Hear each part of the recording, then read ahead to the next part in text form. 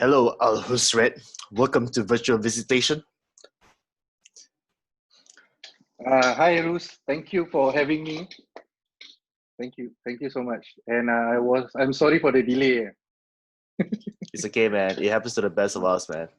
But I really appreciate the fact that you took the time from your busy schedule in between coming out with new material and also creating content of your own through your own YouTube channel to talk about basically your life in perspective and your musical journey in Singapore.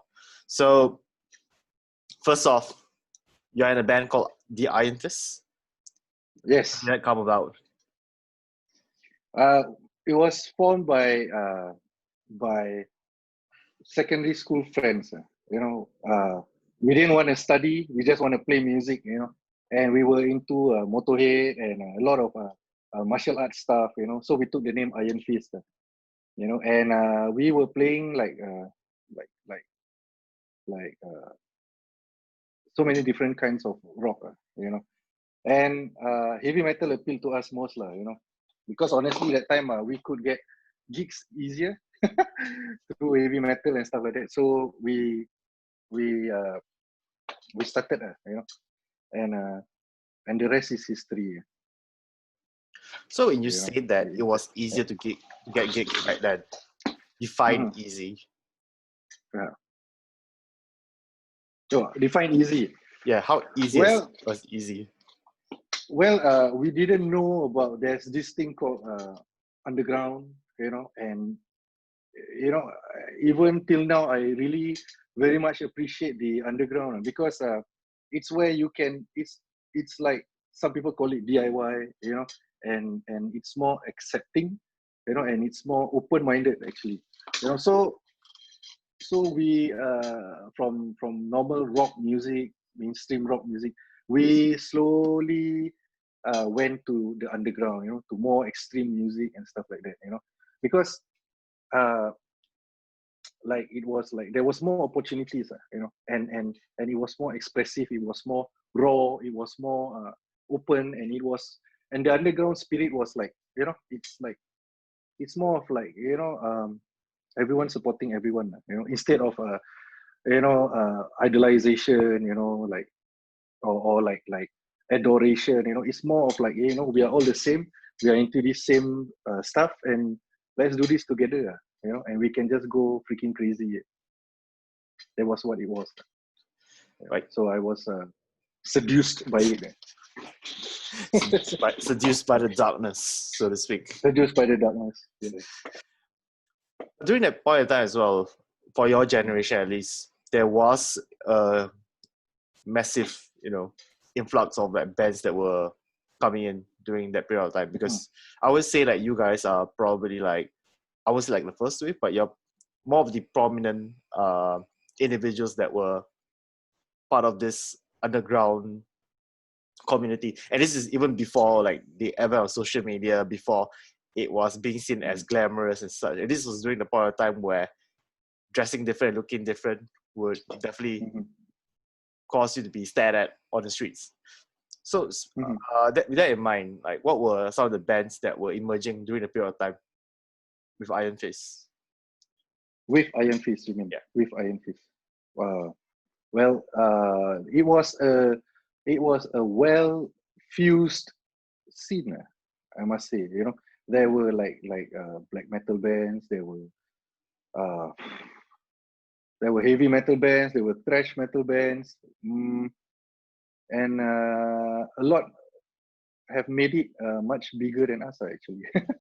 Okay, bands like Nafrat, you see, for example, Nafrat, I mean, they were like junior than us, but it was along the same lines, and they are somewhere now, and Wormrot, talk about it, it was like the last time I remember I was performing with Arif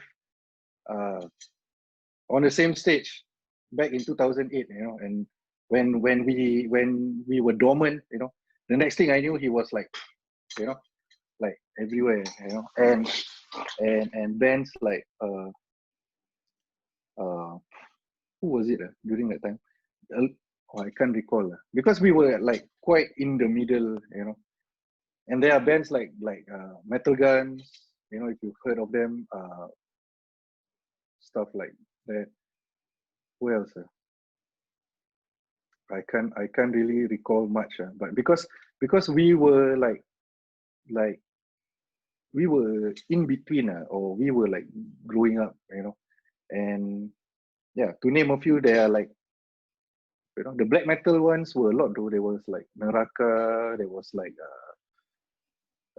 this band called Suicidal, this band called and then there's bands like Liquid Steel. You know, it's a lot of fusion, but the prominent ones like I mentioned, Nafrat, Wormrod, and Flesh Disgorge. You know, so yeah, that's about it, I think.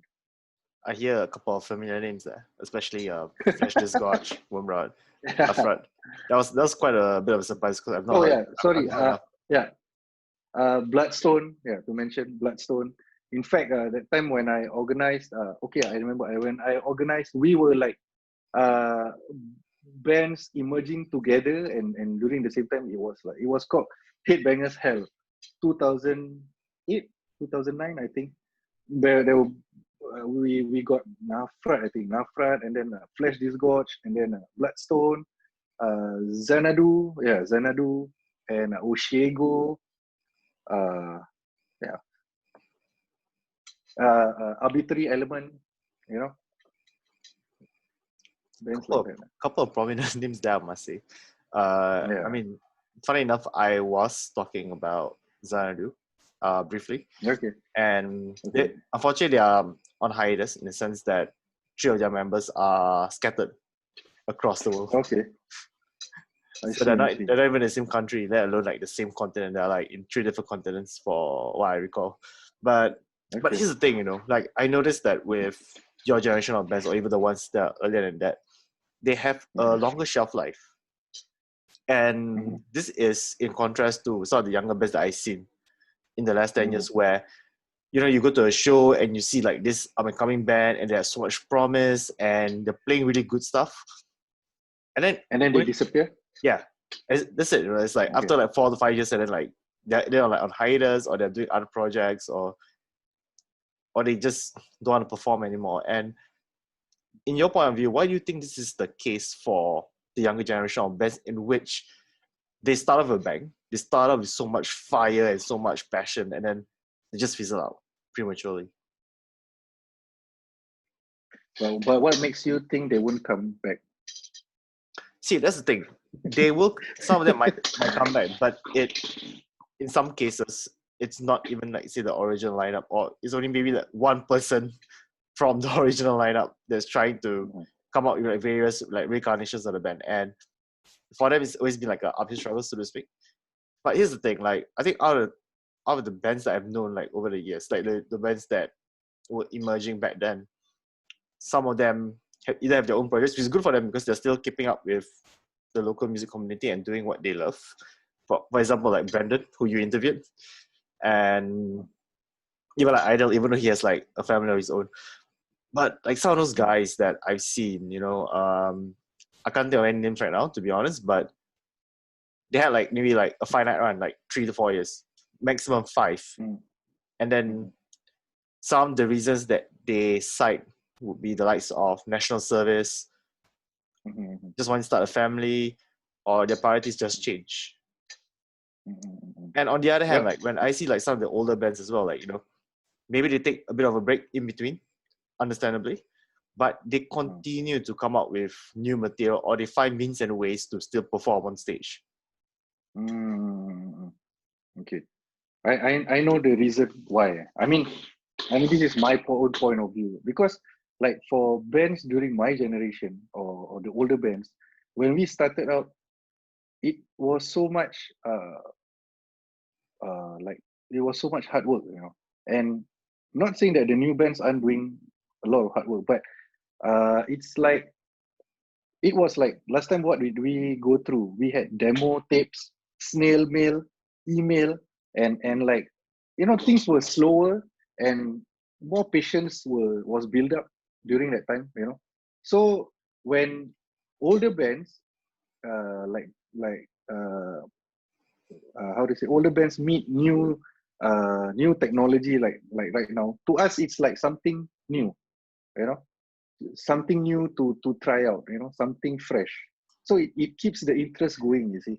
But for newer bands, when they start out, you know, it's just they start out, bam, there's technology and everything's moving so fast, and maybe they get bored easily, you know, and maybe they just like you know, we've like done so much, we've like gone to the extreme and done everything we could, you know. So like there's nothing that makes us look forward to anymore, you know. So you get what I mean or not? Like, you get what I mean? Yeah. I agree with you as well. And this is Mm. something that I noticed as well, where with the new wave of bands, again, like we're not faulting them, or we're not like blaming them, but Mm. this is just more of a Mhm. social observation, especially when you're in the musical Mm. scene. And Mm. I noticed, you know, like how they would aggressively promote through like Spotify and mostly Mm. like social media platforms. Mhm. But Yeah. when it comes to the old-fashioned way of, you know, demos and going on stage and doing and promoting physically, they Mhm. come short of it because they come so reliant on technology and they expect Mm. technology to just do the work. But what they do not realize is Mm. that they're not the only band that does that. There are existing bands that have embraced those platforms, and there are Yep. other bands that are similarly as new as them who are doing the same as well. Mhm. So as a result, like, how do you stand out?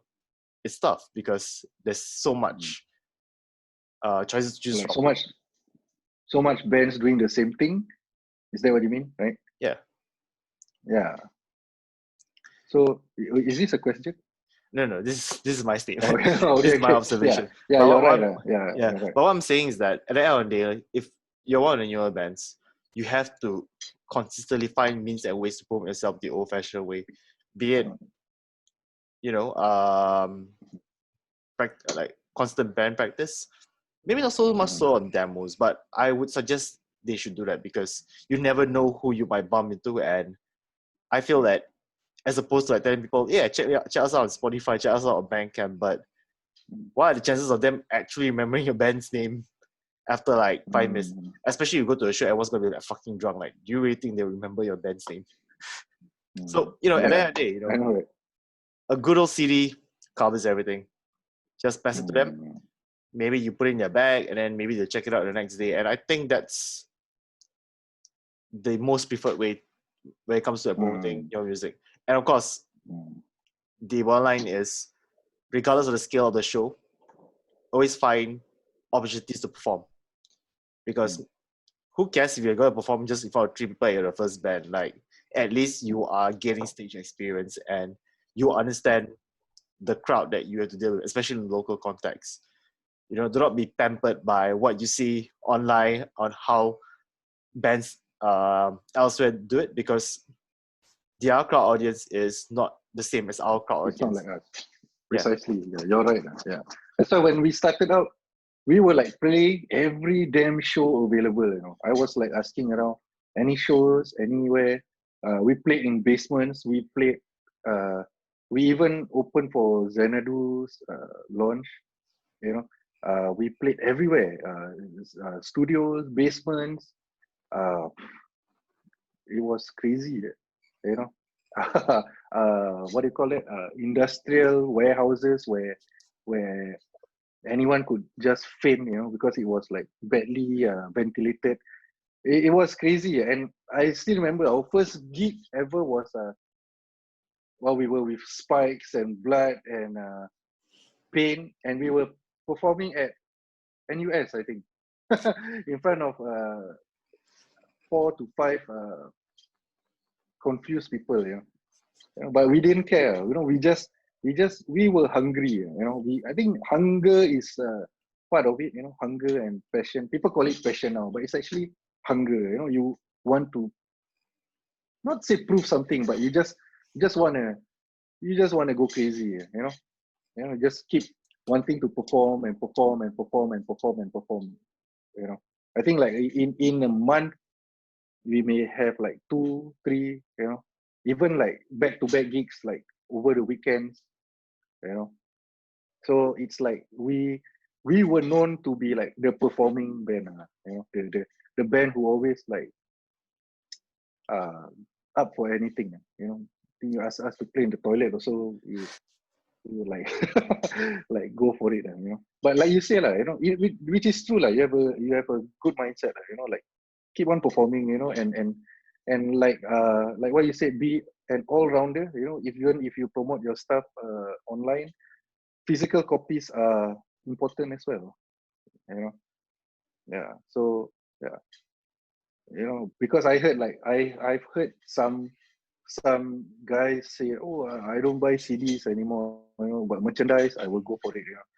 So Iron Fist is also like adapting to that, or else we'll end up like having lots of CDs, and unsold, and stuff like that. And the merchandise sell more than the CDs, But it's okay, adapting is progression, and but like you said, being all rounded is the most sensible thing to do. Yeah, have everything everywhere covered. Yeah, I would say that cities still play a vital role prominent right over, yeah. in terms of getting your music out. Because, for example, like if I were to go overseas and if I were to check out a show, Mm-hmm. chances are I may not be able to talk to the band or interact with them after the show because I'm in a foreign land. I don't know what's the culture like, But at least if they have like a merch book, for example, if I really like the band, I'll buy a CD because cassettes are pretty much outdated. Not everyone has a vinyl player, but I would say a CD, you are still able to play that somehow. So there is still a place and purpose. And I would say that even like in some other countries, like for example, like if you go to Malaysia or even like Indonesia or Thailand, it's still like the way to go. They still value. They still value physical copies. Yeah, that's right. Yeah. And I was saying the same thing with my previous guest as well. Like one of the reasons why I buy CDs is because of the artwork.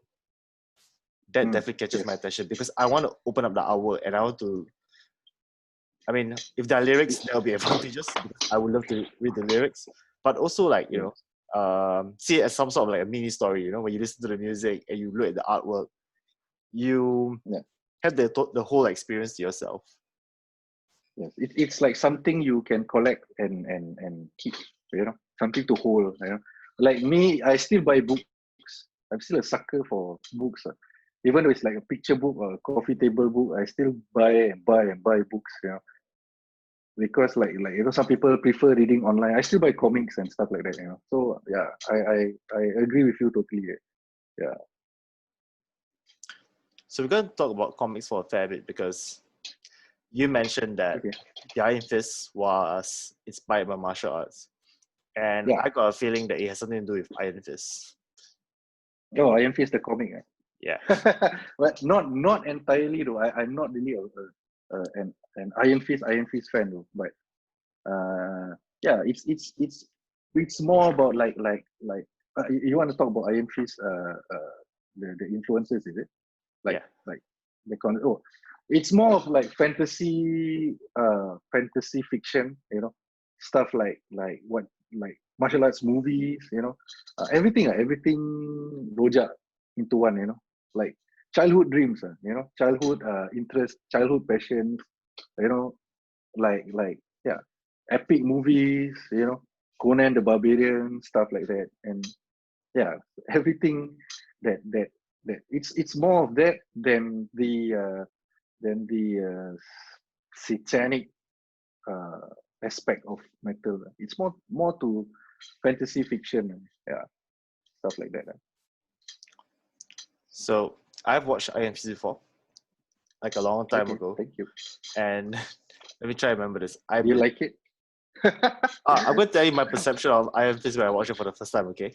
So I'm going to say it as it is, like no filters whatsoever, because I don't believe in like sugarcoating. Sure.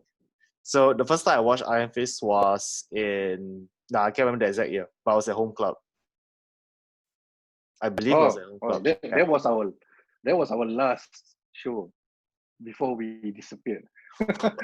Wow. Okay, so I guess I got it lucky. And I remember like seeing you Yeah. guys like decked in leather and spikes and stuff, and I'm pretty sure there's some blood involved. And I was just like looking at you guys, and I just went, man, these guys are like a combination of like a band performing for a Mad Max concert and maybe now what's that wrestling tag team? Demolition. Demolition, yeah. Well said.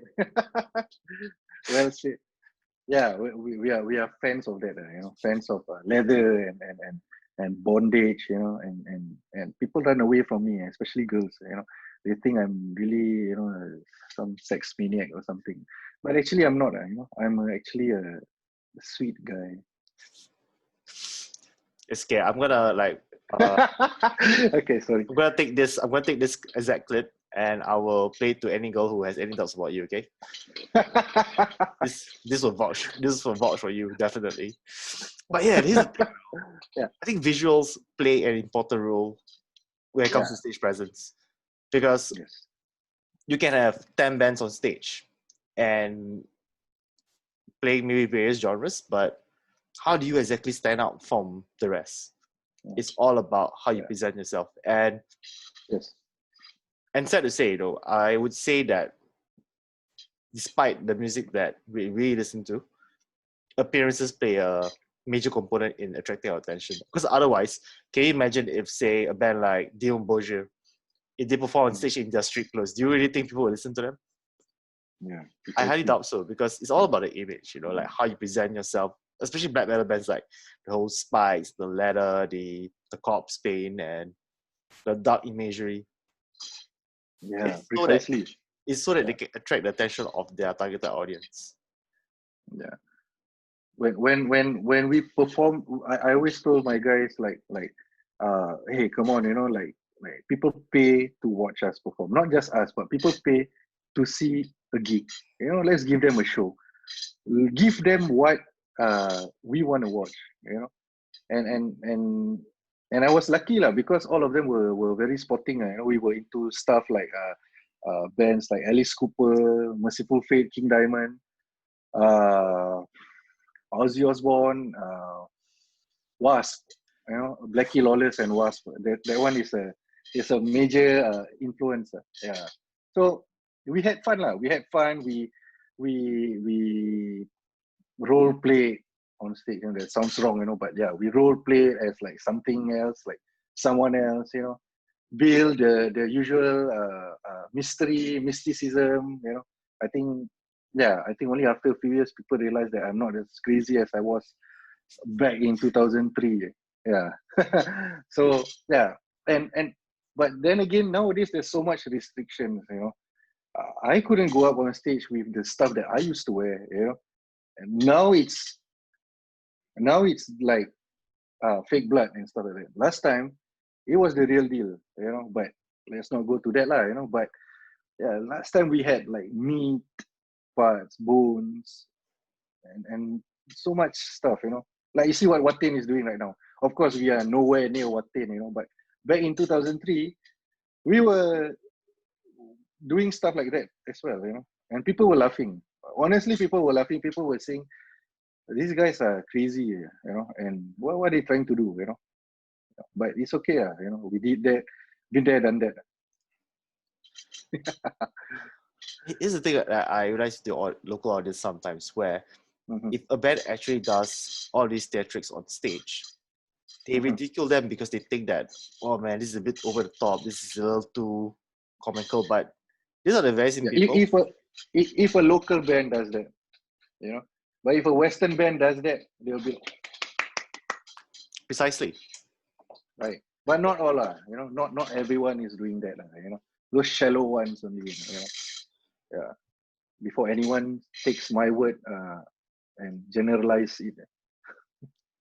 It's okay, man. I'll vouch for you, man. Because if anything, if there's something that I always believe in, is the fact that unlike our media and our press and certain corporates, I believe in liberty in whatever you say. And speaking of mine, regardless of how controversial it might be, because it's okay to speak about the truth. And And when we talk about these things, it's not because we are targeting people or we are trying to create like controversies. We talk about this because we want to discuss about it and see, why people think that way. And I feel that's a very healthy discourse to approach. And yeah, at the same time, I believe when I was listening to like one of your interviews, which you did some time ago, you spoke about the ban that Watain faced because they were not allowed to perform because of a complaint, and you spoke your mind about it. And I agree with what you said.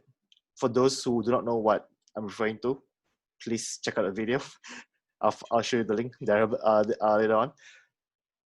But why is it that, like now in this time place where Singapore is supposed to be more progressive, why are we taking 10 steps back when it comes to censorship? Why?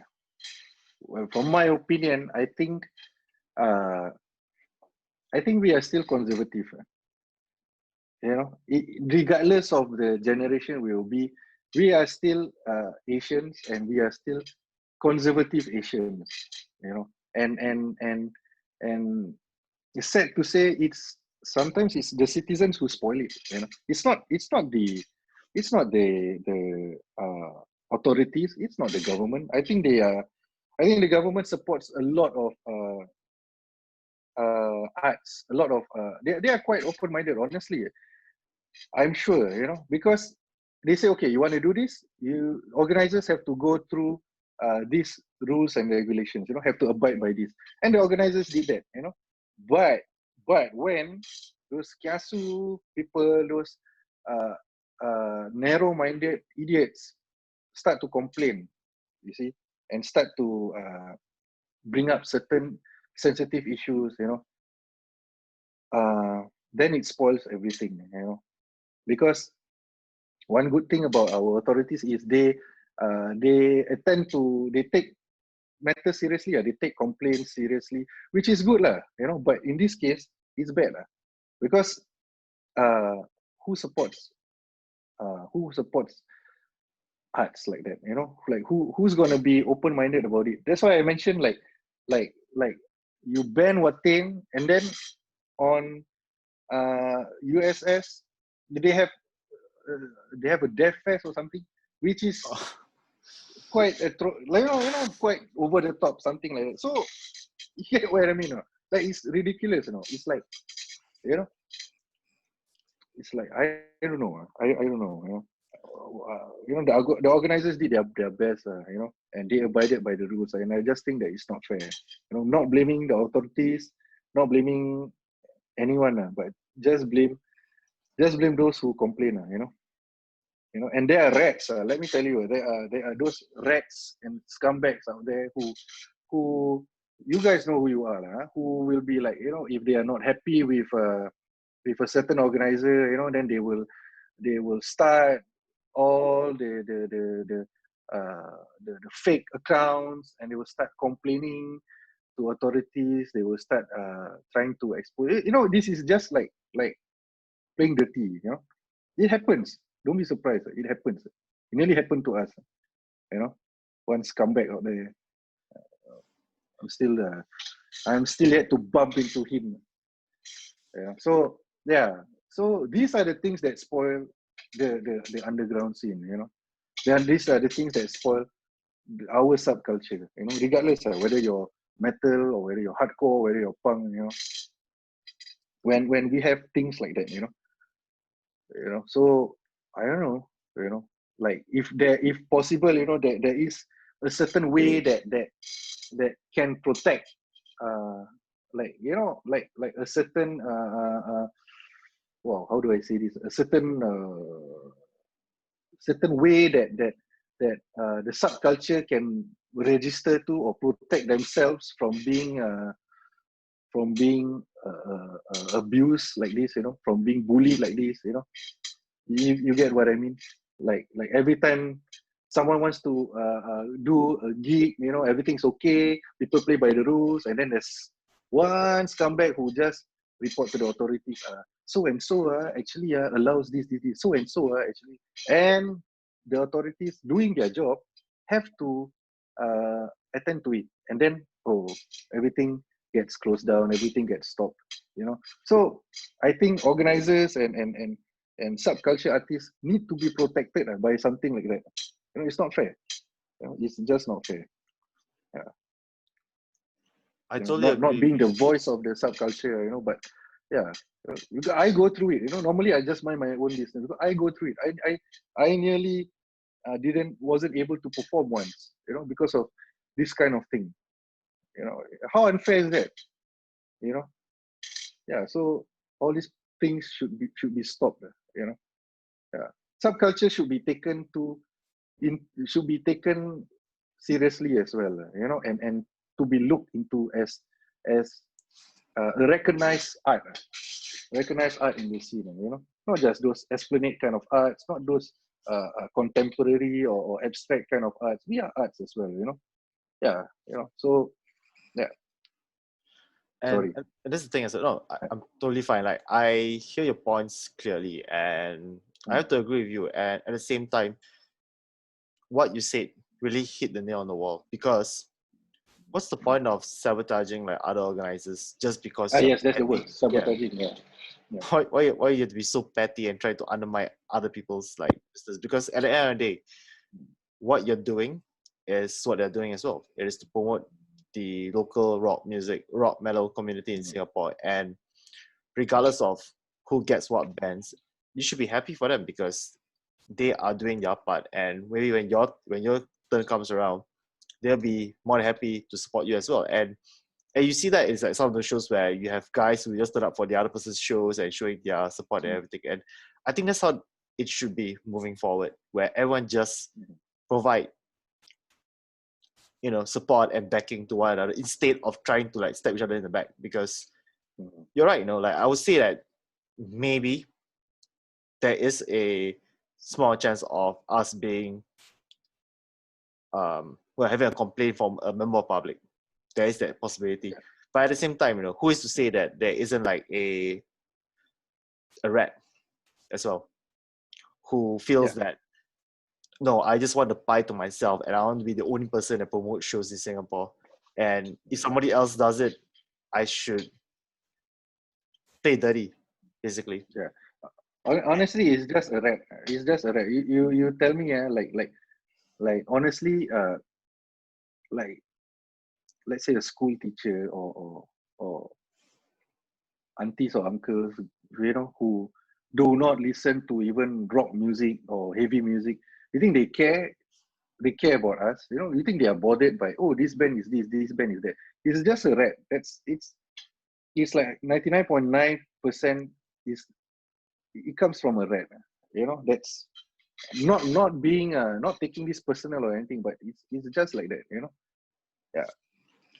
That's it. But that's the thing. This is the reason why I created this platform, so that we can talk about these kind of things unfiltered, uncensored, and speaking from our minds. Because these are the things that I hear when I go for shows sometimes, and these are my observations where I go online as well, where people highlight these things. But we need to vocalize it and we need to emphasize on it as well, because it is an actual problem. Because as long as there are individuals who are rotten to the core and just self-sabotaging our own community, ultimately it will lead to our own destruction, because it is not the members of public, it is not exactly the Christian groups, but it is people who claim to be our brothers and sisters that are placing a dynamite there, and just setting a time bomb. Precisely.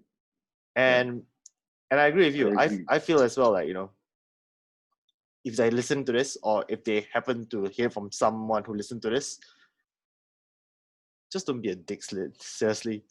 Because ultimately the joke's on you. Because can you imagine, even you try to eliminate, say, 5 organizers? Come on, man. Like, it just, what comes around, like, goes around, man. Yeah. But on the other hand, I would like to slightly move away from the negativity and talk about something a little more positive, in the sense that you and I, we both come up with content, especially during this circuit breaker period where we're just bored in our own homes and trying to figure out what to do to kill time. And honestly, I would say that it is wonderful to see someone like you coming up with ideas of your own and interviewing or having a conversation with your friends as well. And this is the beauty about our community, in a sense that unlike the mainstream media, our intentions are pretty clear. We just want to promote what our friends do, and we are genuinely interested in their endeavors. Because I feel that our mainstream media, they still do not take us seriously just as yet. And I've always got a bone to pick with that. So that's why when I came up with this, I said, okay, you know, when I'm going to do this, I'm going to have fun with my friends, but also at the same time address about certain serious issues along the way. It's like a normal conversation. And I would say through your channel, I watched some of the videos, and there is a nice variety of content that you have produced so far. So, for example, you had a cover of Ozzy Osbourne's Crazy Train. You watched that? Yeah, it is. Yeah. I thought it was pretty cool, man. Come on. Like, you Thank you. had a collaboration with Hafiz from Still Damage. Yeah. And a drama. I think you guys had some sort of arrangement somehow. And of course, there were some live shows of Ironfist performing. Yeah. And of course, your two works of love. Would you like to talk more about it? So, works of love. Yeah, the radio show and the video interviews. Oh. Oh yeah. So, what do you want to know?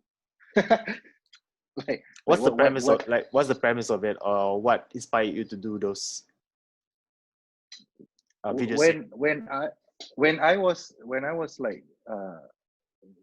since I was a teenager, or when I was in secondary school, you know, it's always like when we had to do projects, it's always like we always did like, you know, those audio kind of projects, you know, and the mock radio shows and stuff like that, you know. And as I grow older, I begin to see like bands interviewing other bands, you know, like Bruce Dickinson interviewing Sepultura, you know, that kind of thing. And I say like, hey, you know, this metal community, they don't have like they don't have barriers, you know. No matter who's bigger than who, or regardless of anything, it's always about counter promoting, or it's always about promoting each other, you know. And yeah, I've been wanting to do this from last time, from way back, but I just didn't have the opportunity and the idea to, you know. And yeah, and it's just for fun, you know. I just believe that our local bands deserve all this, you know. There's so much good, awesome talent out there, see. You know, if like it's not say if I didn't do it, but I'm always like so you know, it's like this is the easiest way for me to tell people, hey, this band, check out this band, check out this band, check out this band. You know, like as people listen, people get entertained, people laugh or anything, they get to listen, you know, hey, there's this band, there's that band, you know. Nobody caters to our underground music, you know, except Vicious Volume, you know, and Borhan is doing an awesome job. You know, he tries his best, you know, every time you get new bands updated, you know, but as we all know, you know, respecting the mainstream national media, you know, we have to adhere by certain rules and certain censorship, you know. So I decided to do this for just everyone to just, you know, unfiltered, totally unfiltered stuff, you know. And yeah, you know, for Visionomicon is that was Radionomicon. For Visionomicon is just like I like to watch what's in my bag, you know, and stuff like that. So I thought maybe, you know, since it's CB period, you know, everyone's at home. This was a good opportunity to like get close and personal with them, you know, like they are at home, you know, as if I'm interviewing them at home, you know. So it started and till now, you know, it continues. It's quite convenient and quite fun to have musicians explaining stuff, from the comforts of their home, no stress, no nothing, at their convenient time, yeah. So everything is is my personal contribution to the metal community. It's like there's so many good musicians out there, so many great bands out there, and they deserve this. They all deserve this. Like seriously, you watch and you can see it. So many crazily talented people there, and yeah. And yeah, even Visionomicon, we have like different segments where like I have the international segment, where I interview international bands, and we have this thing called Culture Cult, So Culture Cult is like for those band members who don't play any instruments, or they have like side specialties, side hobbies or side skills that they can do. Some do photography, some do artwork. Maybe this is like it can be a networking. Like people watch and people say, hey, yeah, this guy, he does artwork. Maybe I can ask him to do my band's artwork. Hey, this guy, oh, he can do merchandise. Maybe I can get him to do merchandise. There's more coming up, and I hope that people can use this as an advantage for them, benefiting each other. Yeah, that's about it.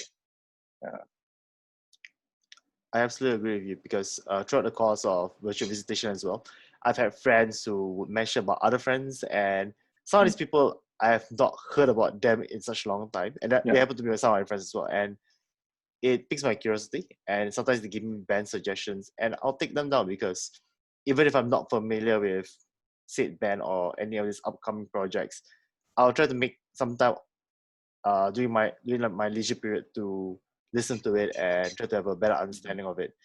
And this is so that once shows can resume as per normal, I would love to check them out in real life because to me, yes, there's Spotify, there's Bandcamp, there's social media platforms, but deep down, I'm still old school. I want to go to a show. I want to hear you live.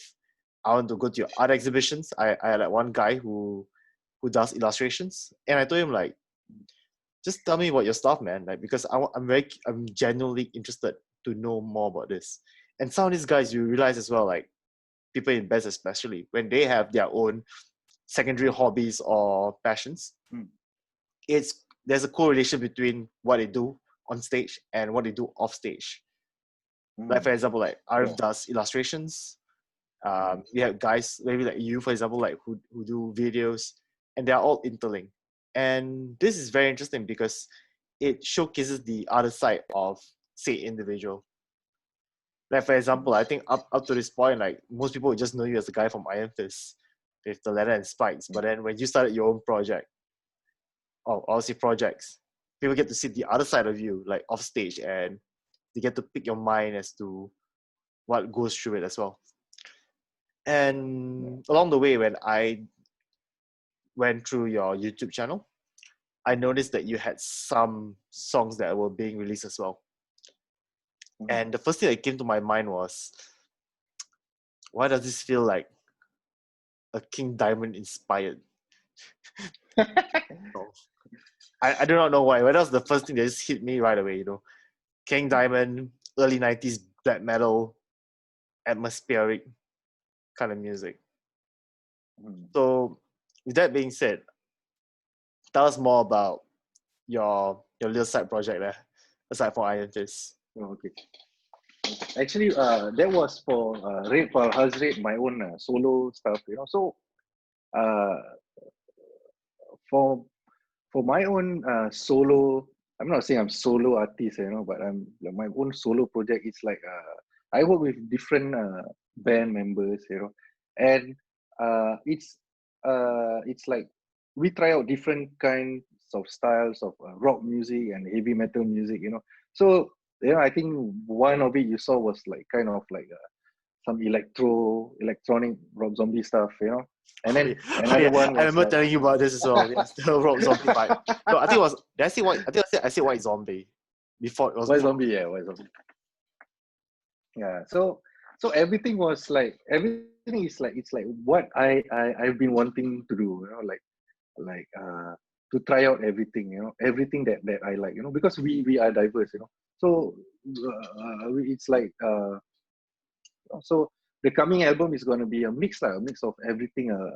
Going to be like, white zombie stuff. Some is like King Diamond stuff. Some rock and roll stuff. Some punk stuff. It's. I don't know if it's going to be interesting, but it's a fun project. Yeah. So wait for it. Those are just like previews and stuff like that. Yeah.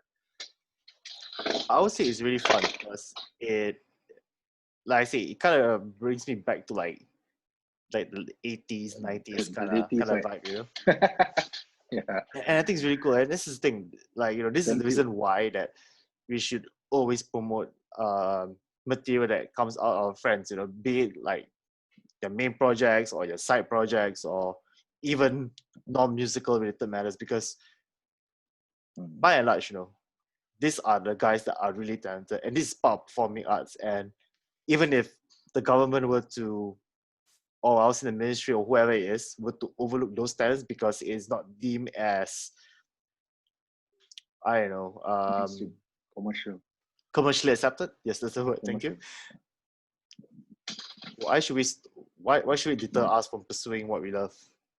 And I Yeah. think it's the beauty about having, Precisely.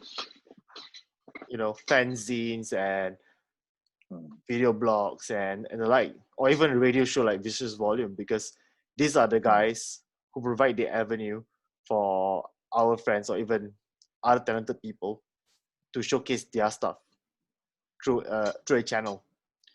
And thankfully, like when I was growing up, when I discovered Vicious Volume for the first time, I was just surprised because the first thing that came to mind was, why do we have a rock and metal station on mainstream radio or program? Sorry, and along the way, I realized that it's a good thing that radio station, even though it's a Malay radio station, but still they allowed rock and metal music to be played on a weekly basis. And through that, I checked out some of these bands that were being played by Brother Bo, and I learned so much from it. And I would say in the near future, when I would say like your channel like has a lot of promise to like launch to a high level and have a greater outreach to the targeted audience. Like who knows, man? There might be people who might subscribe to you even more because you touch on things that you touch on things that they can never see on a local newspaper or listen on local radio or even watch on local TV. And that's the beauty about our community. Everybody has a part to play. They providing entertainment on stage through music, or even those who are not on stage but doing the work through promoting these bands. And I think, to conclude, even though it's not the same as like in the 90s or like the early 2000s where everyone is doing traditional print media where they have to hand out flyers or provide demos through cassettes and CDs, we are also constantly evolving in the sense that we are able to adopt that aspect of promoting music and use technology to our advantage as well. And that's why, despite skepticism and the challenges that present to us, we are still able to try because we have a strong enough bond to support each other. And to conclude, I would like to hear your final thoughts on this or what I said, whether you agree with what I'm saying or you feel that there should be something else that needs to be added on.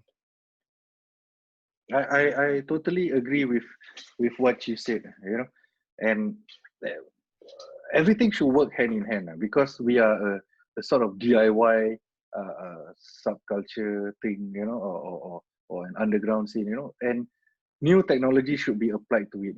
I think there must be a good balance, like what you said, the traditional way must not be forgotten, and the modern ways must be learned, and everyone must stick together and expel out and or purge out people who destroy the scene, who destroy friendships, who sabotage friends, just like, yeah, it's easier said than done, but I don't know, just we should just stay stronger, stay closer together, and do things that can bond us, like perhaps like stuff that I'm doing, the stuff that you're doing, you know.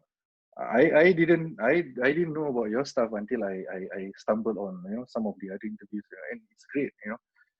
and yeah, yeah, it's really awesome, So yeah, everyone should like eh, just support each other, help the weak, learn from the strong, help the weak, learn from the strong, because at the end of the day, nobody's gonna help us, everything is self-funded, nobody's gonna give a grant. Hey, underground scene, come, let's do an album, we want to see. Nobody's gonna do that. We are helping each other, So yeah, what I ultimately want to do, honestly, this sounds very wrong, but I want to commercialize the underground scene. Not commercialize the underground scene. It's like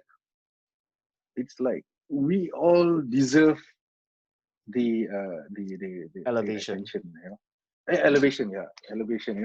It's like look at overseas. They have banger TV lah, stuff like that.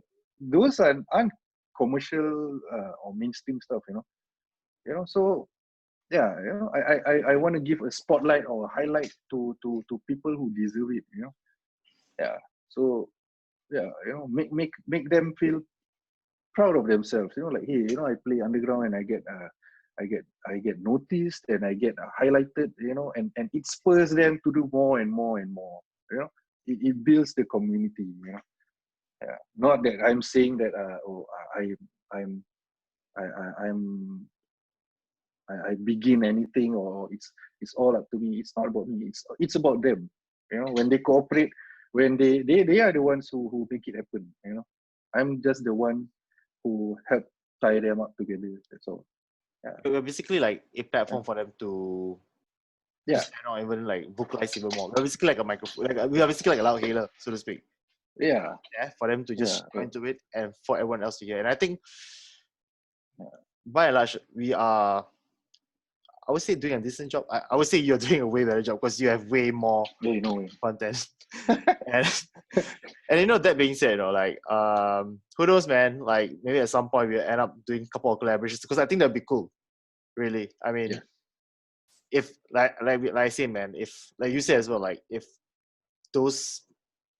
our Western counterparts can do it by making it look like a very commercial thing, I think we can do the same as well. Yes, precisely. And of course, the right keyword is to promote and elevate these talents as well, because they deserve a bigger platform than what they're currently given, and hopefully we are able to achieve that through our respective endeavors as well. Yeah, and perhaps the mainstream and the commercialized people will start to take us seriously. Damn it! Now it feels like that scene where Carl Weathers and Arnold Schwarzenegger just come in and just like. Yeah. We need to do that, man. Like seriously, I want that to happen someday. That'll be like a wonderful scene on Earth altogether.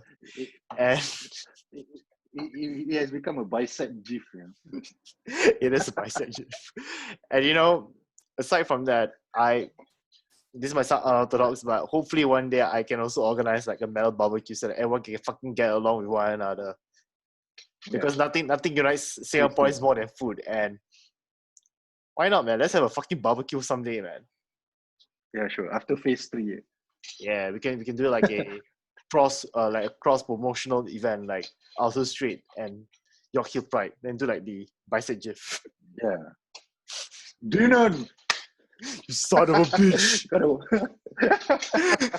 All right, dude. All right, I gotta call it a day. Hey, thank you so much. Dude, seriously, man. Thank you so much for coming and showcasing your pearls of wisdom, man. Thank you. I totally appreciate it. Thank See you you around, buddy. Much. Okay, man. Adios. Muchachos.